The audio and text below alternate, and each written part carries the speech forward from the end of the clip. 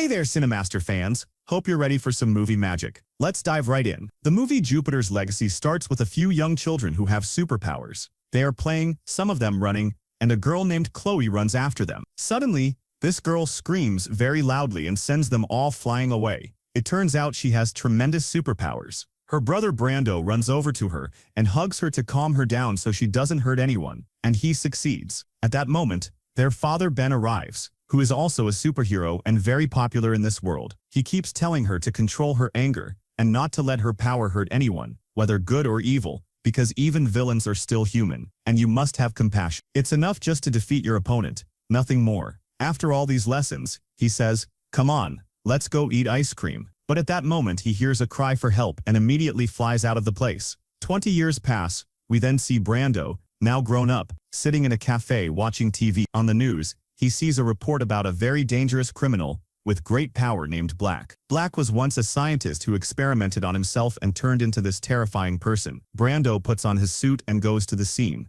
He finds the police defeated and the place in total chaos. There's a gang there that attacked the police to steal the gold cars they had. They managed to take out everyone at the scene. Before they open the car, a girl with fiery powers appears, wanting to take the gold for herself. She uses her powers and defeats them all in seconds.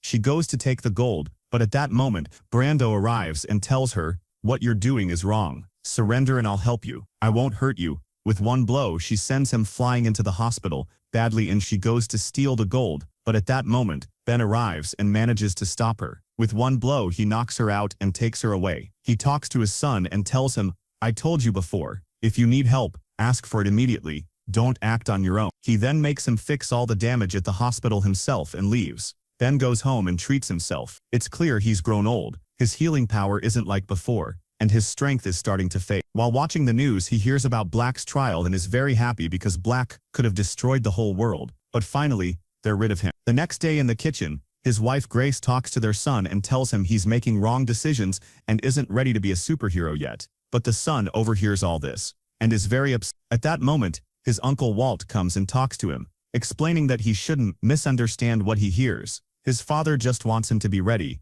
and is doing all this to teach him. He asks Brando about their life before they had superpowers. So Brando tells, "We go back to 1929, when they all had a factory, and life was very good. Ben wanted to open more factories and have a chain, but Walt refused because he was worried about money and just wanted to enjoy life. Then we return to the present, and they all go out together." At that moment, Chloe, Brando's sister, comes in. It's clear she and her father don't get along because she doesn't stay with them and he's always upset with her. She gets very sad and leaves, saying she won't return to that house. Brando follows her, apologizes, and tells her she'll come back. She says no, he was never close to them. He wasted his whole life serving people as a superhero and neglected his children. Do you think our relationship with him is good? It's not. We didn't have a childhood, and now he wants to bring the family together? I don't want that. Meanwhile, Ben and Walt go to the place where they used to gather, and we learn that they have a team of superheroes protecting the world. Walt tells him, "We should have taken power 90 years ago. We've spent years fighting crime and saving the world, but nothing has changed. We should have ruled this world. We had many chances,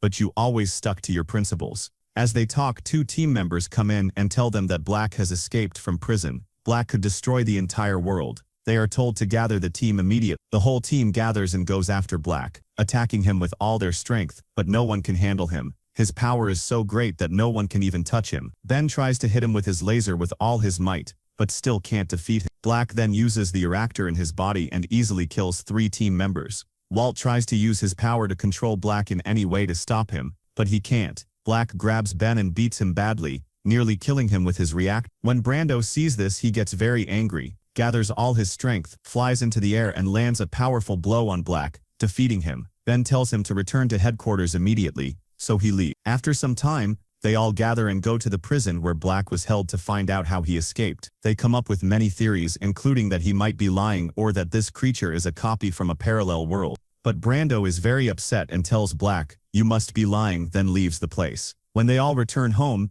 Ben talks to his son and blames him for what happened, saying this is the first time a team member has killed someone, which is against their rules and principles. Brando tells him, "You were going to die. I saved your life. You don't know what would have happened if you died." Ben keeps telling him that your power is incredibly amazing and you are the future, and you will become the strongest among us. but you have to control yourself well and stick to the rules and law. And he tells him, by the way, without principles you will become a person that even you yourself won't like. Ben and Walter at that time, and then a global crisis happened in the stock market, which made them lose all their money, and their father committed suicide. They saw in the newspapers a statement that their father committed suicide after taking people's money and losing it in the stock market. Ben was very upset and left the new place, and he kept cursing everyone responsible for the news. The writer of this news was Grace, who is currently his wife, and he scolded her badly and left the place immediately. In the present, Ben's son goes to Chloe and keeps talking to her, telling her that her brother is not in a good state now and she's the only one he listens to, and she must go and talk to him, but she feels lost and has kept her distance for a while. He tells her she must attend the funeral of her friends who died, but she refuses, saying your principles are what killed them. If you had finished off that villain, none of this would have happened,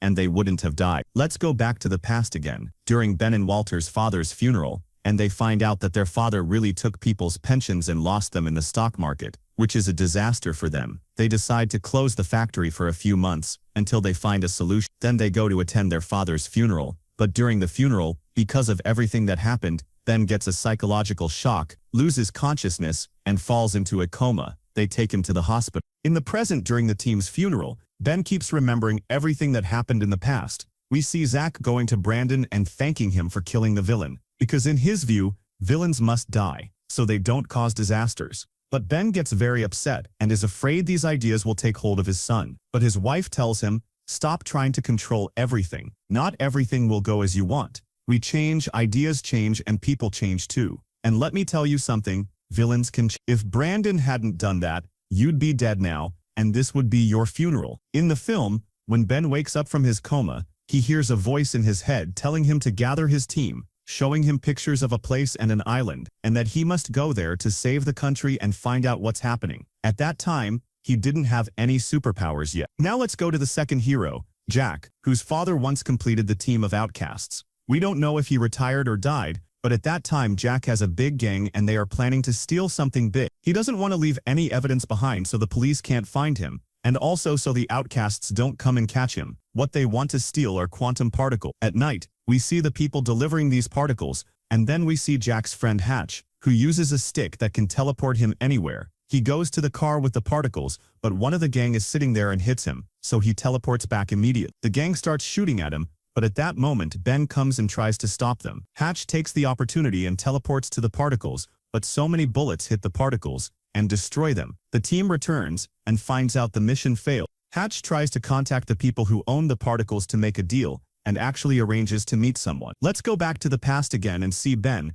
who after his father's death is in a terrible state, living in depression and isolation, and is not well, also because of the visions and the voice in his head. Walter goes to him and finds him talking to himself, saying he will understand and reach the island alone, and he is hallucinating and going crazy from what's happening to him. He also finds a lot of drawings on the wall and has no idea what they mean. Walter, feeling sorry for him, takes the drawings and leaves immediately. In the present, we move to Hatch, who summons someone named Big Man, and asks him where the particles are and how to get them. He then assigns him to a robbery mission, today against a Russian gang. The guy is forced to agree, so they don't kill him. Hatch tells his friends about what happened, but they are very worried about the Russian gang, because they are very dangerous. But he tells them there's no choice, they have to do it. At night, we see them going to steal from the gang, but the gang has superpowers and they fight. During the battle, Jack gets injured, so Hatch grabs him and escapes. The gang chases them to finish them off, but they press a button that opens a wall, they pass through it, and nothing happens to them. But while they're walking, their car crashes into Chloe, Ben's daughter, and the car flips over. The gang thinks she's with their enemies and tries to attack her, but she keeps shooting energy at them and they can't handle her at all. When Jack sees her, he recognizes her and runs away immediately. Hatch can't move at all and tries to grab the bag and run, but the bag and what's inside fall, so he leaves it, takes his stick, and runs away, saving his life. The girl takes the bag. In the past we see Walter, who has taken Ben's drawings and keeps collecting them until he figures out the location of the island. He takes these things and goes back to Ben, who returns to his normal state. The voices in his head stop, and he goes to Walter with the drawings and tells him how he found the place. As soon as he sees the drawings, the visions and the voices in his head return, and he keeps seeing a certain place, a house next to a windmill, which feels familiar because he remembers being there as a child. As for Hatch, we see him later going to a place, feeling very depressed. At that moment, Big Man comes and asks about the bag, so they tell him the whole story about how it got lost. He grabs the stick, stabs Big Man in the heart, and kills him. They also had a bag of money, so he takes it and goes to someone to buy a small reactor with a lot of power that can destroy any hero no matter how strong. He returns to his lab and keeps working, looking at his father's picture, and it seems he's planning something because he tells the picture that he's close to getting what he wants. As for Chloe, we see her drinking, dancing, and trying to enjoy her time. At that moment, one of her friends from her father's team of outcast heroes comes and blames her for not coming to the battle, which caused 3 of their friends to die. She gets very angry, and a big fight breaks out between them, and they keep hitting each other with energy. But one of their team uses his power to freeze time so no one else in the place gets hurt. And back in the past, we see Ben, who is heading to another city, searching for the mill he saw and looking for it everywhere, but he can't find it at all. So he goes to a tavern, sits down to rest for a bit, and calls his fiancée to reassure her about him. But suddenly, he hears the sound of a fight outside in the street, so he goes out to calm those people down, but they gang up on him and keep hitting him, telling him not to interfere in what doesn't concern him,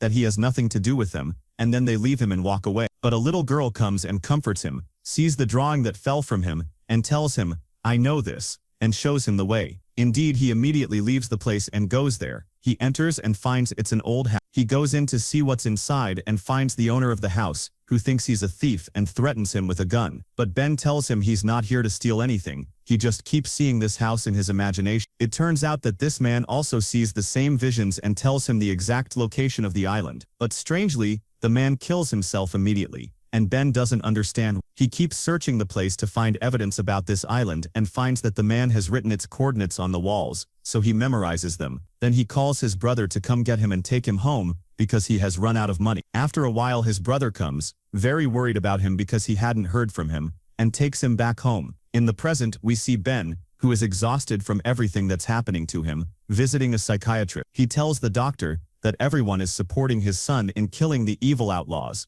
and that all the principles and rules he once set no longer appeal to anyone. He doesn't know if he's the one who's wrong or if it's them, or what exactly. In the past, Ben keeps imagining his father in front of him, and the man from the farm, and they all keep asking him to go to the island to find out what's there. He then goes to his father's grave and finds a watch there, which turns out to be a clue from one of the places. In the present, we see Ben, Volto, and Brando in their union, dissecting Blag's body to find out where he really came from. Then someone with great power comes to help them. This person can control things remotely because the shield in Blag's body is connected to him, and they can't remove. So he uses his power, lifts the shield, and they keep dissecting until they find something strange inside, a sphere full of metal. This person controls it, opens it, and strangely, they find inside a copy of Ben's father's watch, the one he took from his father's grave. They're all surprised how it got there. In the past, Ben takes the watch and goes to someone named George, tells him everything about the island and all these things and that they must go and find out what's happening there.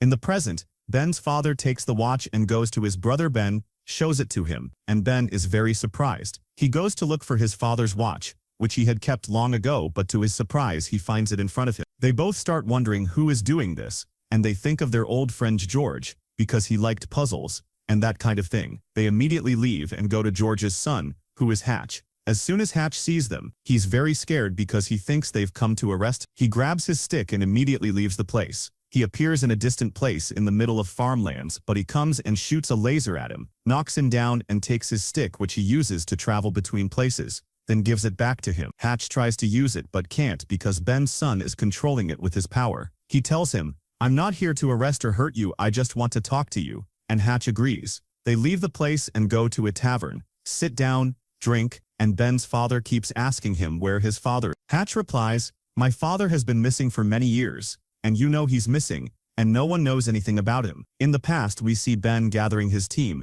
including his father George, and many people he saw in his vision. They don't understand what they're supposed to do, but they agree because he's giving them a lot of money. In the present, Ben is at his psychiatrist's office, still telling him everything that's happening to him, and everything he remembers. It turns out this isn't really a psychiatrist, but a scientist who once imprisoned Ben, and who visits him from time to time because he's the only one who understands him. In the past, Ben goes to the captain of the ship he saw in his vision, to sail them to the island. The captain doesn't agree at first, but Ben offers him a lot of money, so he immediately agrees. They all board the ship and their journey begins. Among them is the journalist Grace, whom he also saw in his vision. She sees Ben talking to himself and acting crazy. In the present, we see the team of outlaw heroes fighting a villain, but they're unable to defeat him. At that moment, Grace arrives and scolds them, telling them they're no longer following the rules or Ben's principles. They reply, "We could die at any moment, and you don't care about our lives." She gets very upset and leaves immediately, goes to an old friend on the team,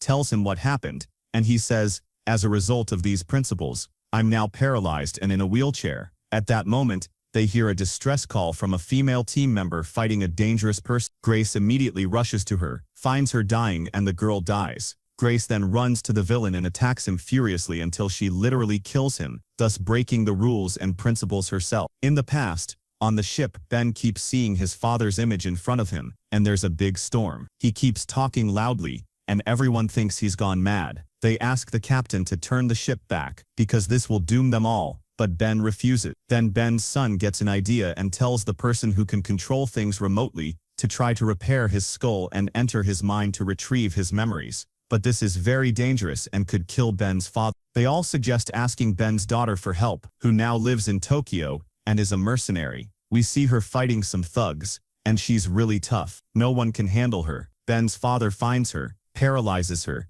separates her spirit from her body, and talks to her, but she refuses to help him. There are still a lot of offers being made to her, and whoever agrees lets her continue her mission, so she goes to the gang leader, Daqaiq, and finishes him off immediately. As for the past, there's a fight between him and his brother, and the team gets off the ship and enters the island, searching everywhere for the mountain they saw. After a long time, they finally manage to reach the mountain, but the team is frightened by the mountain's appearance and returns to the ship. However, some trees block their way and prevent them from leaving. In the present, when Ben finds out that Negress killed someone, he goes to her and blames her, telling her this is against their principles. She replies, "Times are changing, and so are we. We are the ones paying the price. We are the ones dying, and you need to start thinking like us." As for Brando, he goes to one of the team members who wants to leave because of what's happening and the rules they're sticking to. He tells her, "I used to think like you, but my father said our strength is what sets us apart from others, and we're supposed to protect people, not kill them,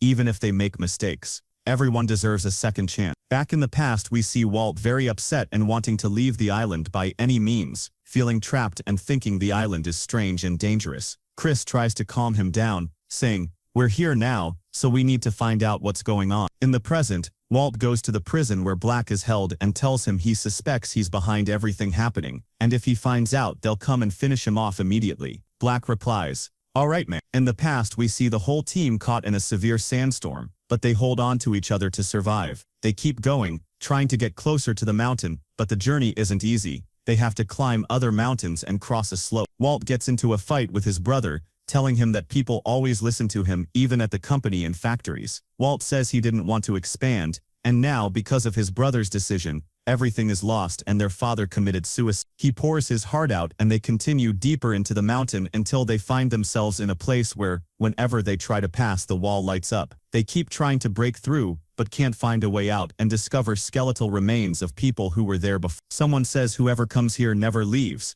and they're all very scared, not knowing what to do. They start fighting each other, but Grace comes and calms them down, telling them the island is playing tricks on them. They try to approach the wall, and every time someone touches it, it lights up, except for Walt, whose touch doesn't make it light up because of the conflicts inside him with his brother and George. Eventually, they all reconcile, touch the wall together, and it lights us. Suddenly the wall opens in front of them, and they find themselves on another planet, not Earth. Something big appears behind them, and suddenly, each one of them sees the person they love most, their father, brother, or mother, who tells them they completed the mission successfully and deserve a reward. At that moment, something explodes and emits a lot of radiation, reaching the crew on the ship. Suddenly, they see Ben and Walt flying back with them, having gained burning powers. In the present, they're trying to restore Black's mind, but strangely, Walt's mind gets trapped inside Black's body. Meanwhile, the other Black from our world suddenly finds his cell door open, and Walt is still locked inside Black's mind, trying to get out but can't. In the prison, Black escapes and starts attacking all the guards one by one. At that moment, Ben arrives, sees Black, and manages to capture his son. Black tells him, "Choose, will you give up your principles and kill me, or stick to them and let your son die?" Ben draws a laser and almost kills him, but one of the team members intervenes and hits Black. Brando is freed, and they try to subdue Black by any means. Meanwhile, Walt is still trapped in Black's mind, but suddenly George appears and starts fighting and hitting him, which affects Walt's real body, making it weaker. Grace, his daughter, enters his mind to help him. She goes in, and they both fight George. But George overpowers them and tells Walt that he's the one who turned the team against him. Brando and the others can't handle Black until Walt remembers his father's words about not being ready. He gets very angry, attacks Black with all his strength, knocks him out and almost finishes him off, but then retreats and leaves. Walt finally manages to escape from Black's mind and tells them that George told him to deliver a message to Ben. He will return and finish them all. It turns out George is the one who created the fake Black to eliminate them but failed. Now, let's go to George's son Hatch, who goes to a certain prison to steal something. He uses his stick to get to the safe, but the guards catch him and beat him bad. Then Chloe, Ben's daughter, arrives, defeats all the guards at super speed, and they take the chip they wanted and escape immediately. He takes her to his lab, and she asks what he's doing. He says he's doing all this to find his father because he doesn't know where he is. Back in the past, we see the team after they returned and gained superpowers. They made a pact, and Ben agreed with them on the rules, laws, and principles they would follow. In the present, we see Walt talking to his daughter and we discover he was the one who created Black in the first place. In prison, he left the key under the door and opened the cell to get him out, wanting to erase him by any means. His daughter tells him, "I don't care about you or the team, I just want my money," and to leave. When he realizes she's against him, not on his side, he kills her immediately. He then goes to his brother, whom he deeply hates and resents. So will he finish him off, or what will happen? We'll find out in the second season, which is